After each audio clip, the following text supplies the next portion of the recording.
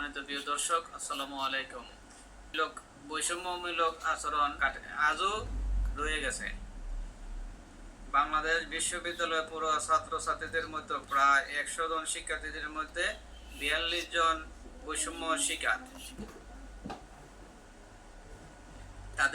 তাদের মধ্যে নারী শিক্ষার্থী 51 জন, পুরুষ শিক্ষার্থী 49 জন। তাদের মধ্যে সবচেয়ে বেশি বৈষম্যর শিকার তৃতীয় চতুর্থ বর্ষের শিক্ষার্থীরা।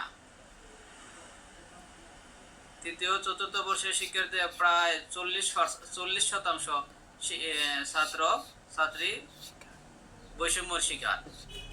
এই বছরের মার্চ থেকে মে এই 3 মাসের জরিপে একটা বেসরকারি সংস্থা আসল ফাউন্ডেশনের মাধ্যমে এই তথ্য প্রকাশ করা হয়।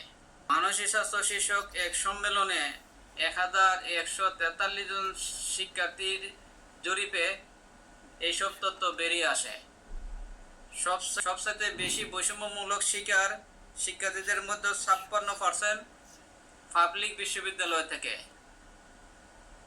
বেসরকারি বিশ্ববিদ্যালয়ের মধ্যে বৈষম্যের শিকার 19% ছাত্রছাত্রী। 5% ছাত্রছাত্রী বৈষম্যের শিকার ঢাকা মেডিকেল বিশ্ববিদ্যালয় থেকে।